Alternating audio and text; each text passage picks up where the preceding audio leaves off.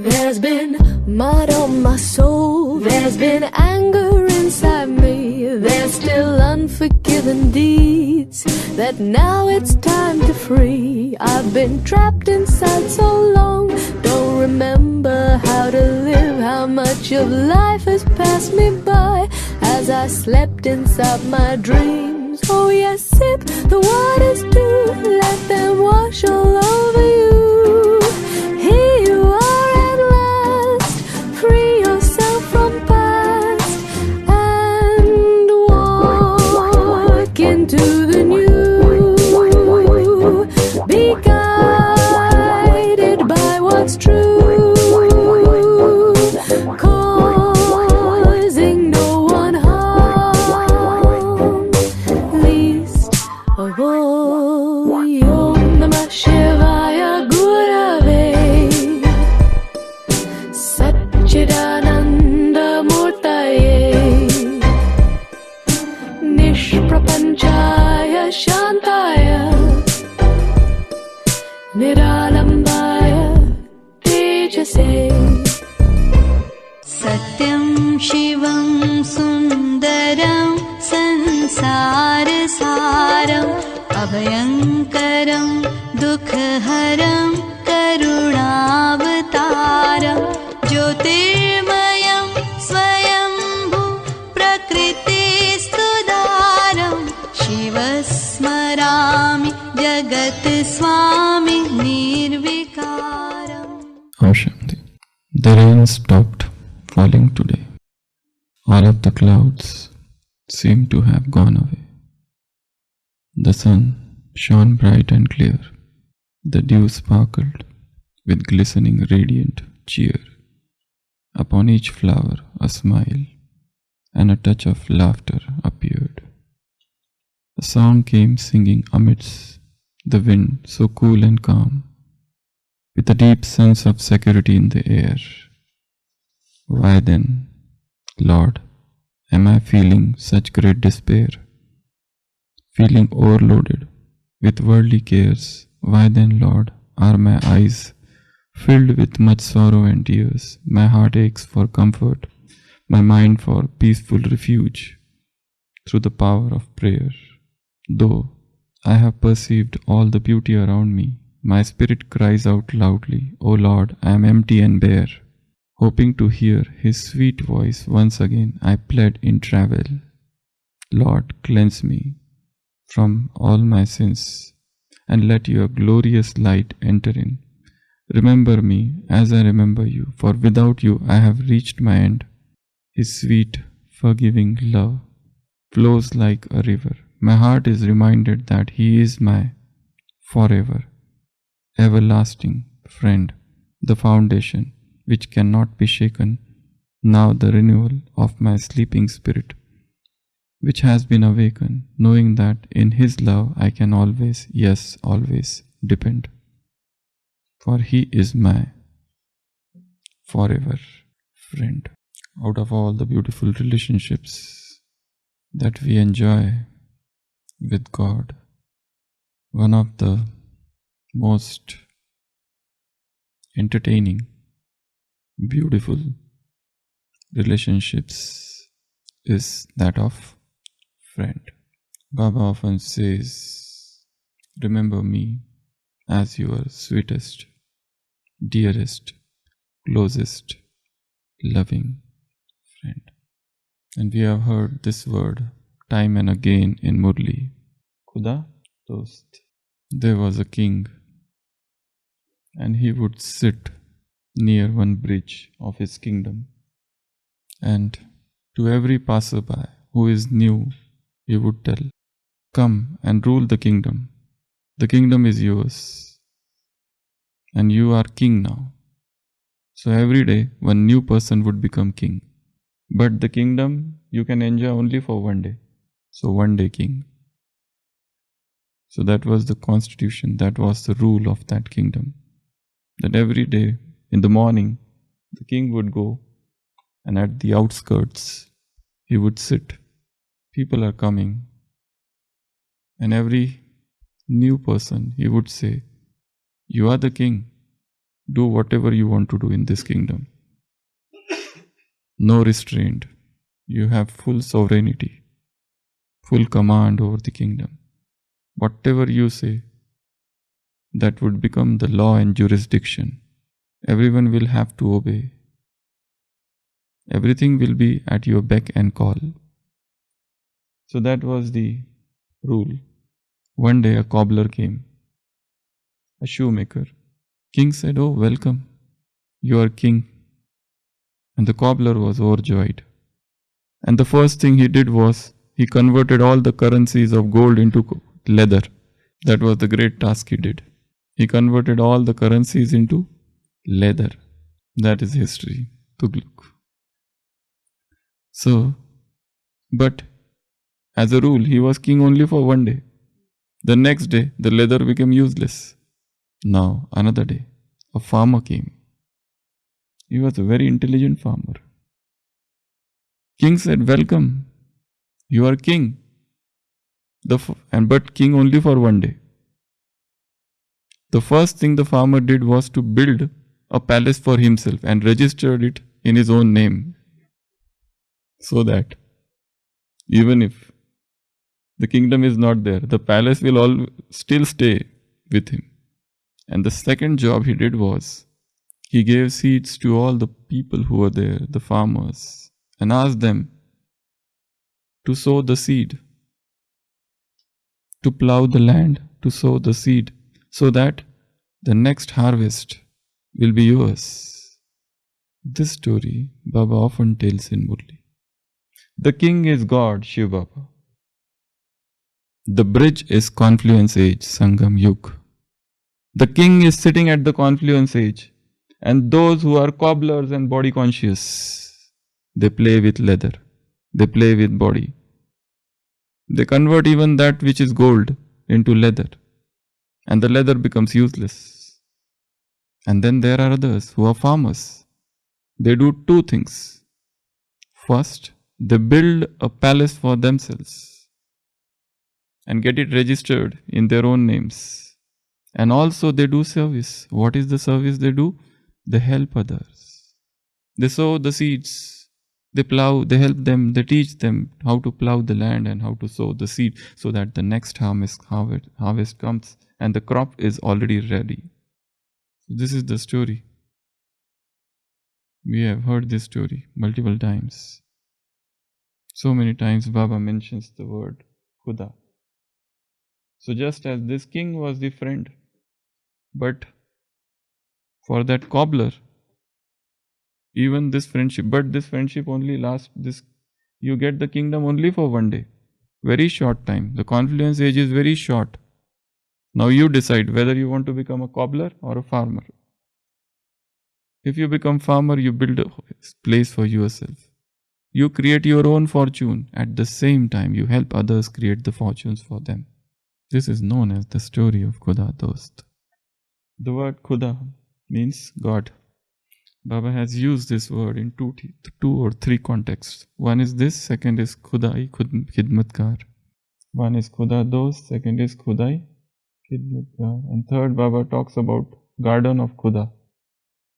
Allah, the heaven which is to come, the upcoming world.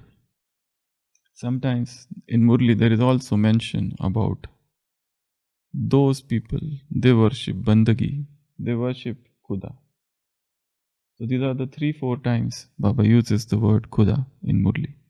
So today we will see Khuda as Dost, friends of God. There are two meanings. One is, we have made him our friend.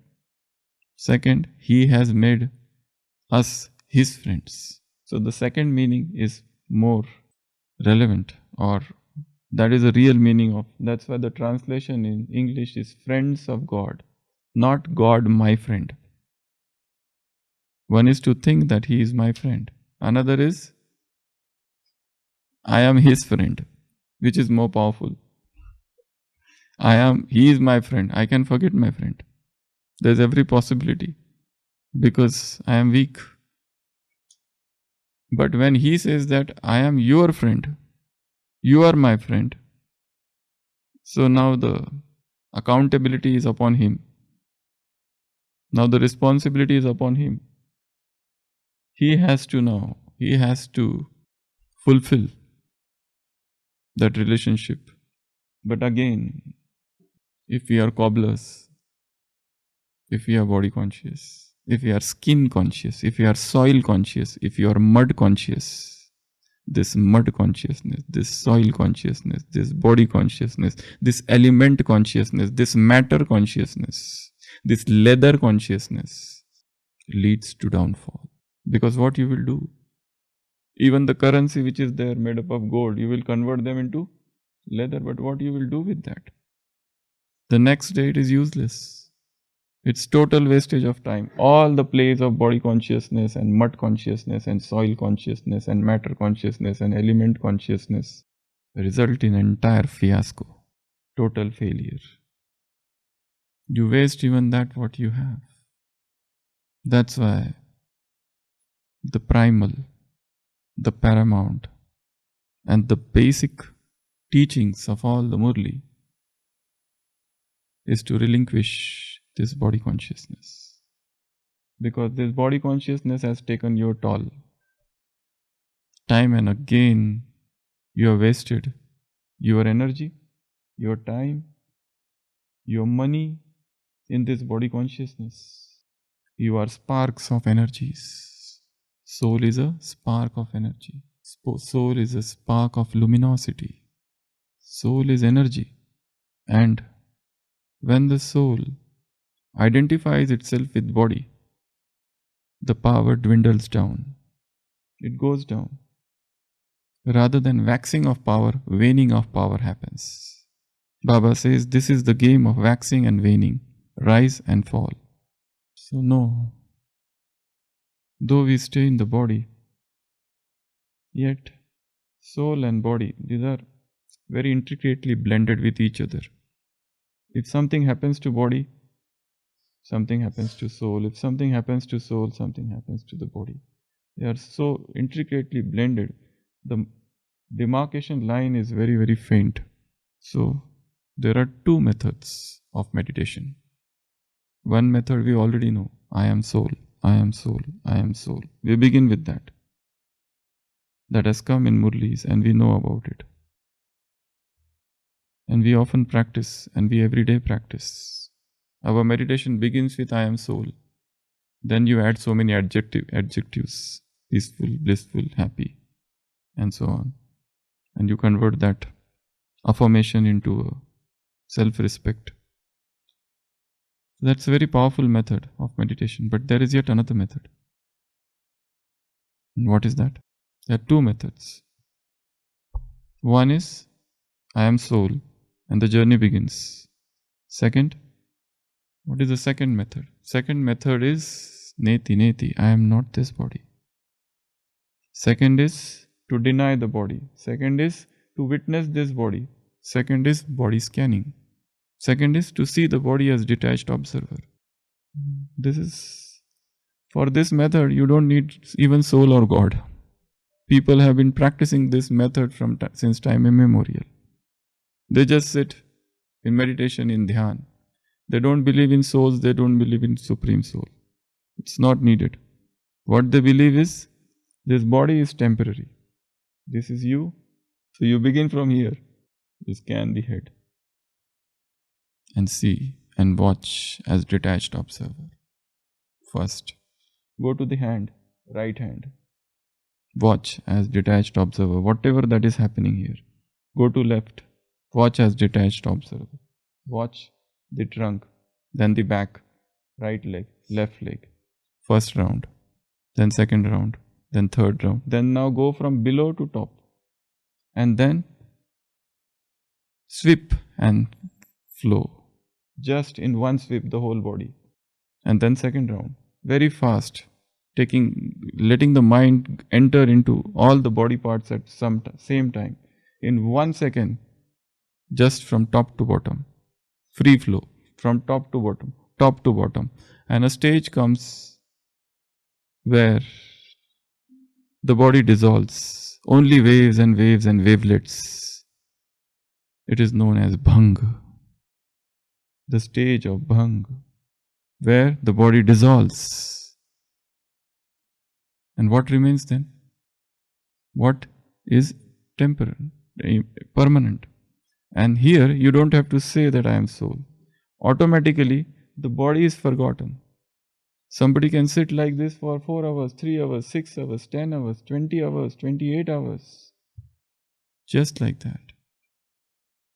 And there is an eternal peace and love and happiness experienced.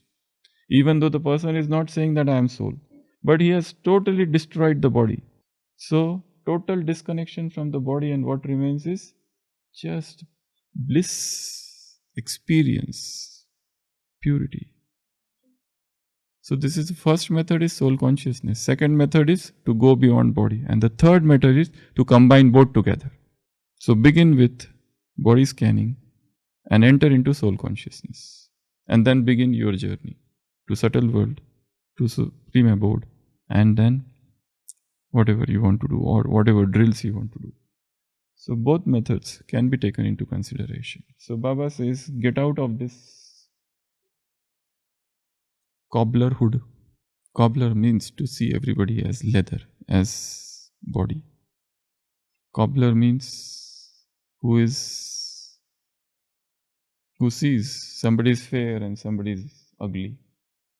Hindi the word is black, but in English translations of Murli, black word is not used. They use word ugly, because that can create racial issues. That's why English Murlis don't use the word black. They use the word ugly. Sham Sundar. So they will use fair and ugly, not white and black, because that will be a controversial issues. So translation has to be very careful.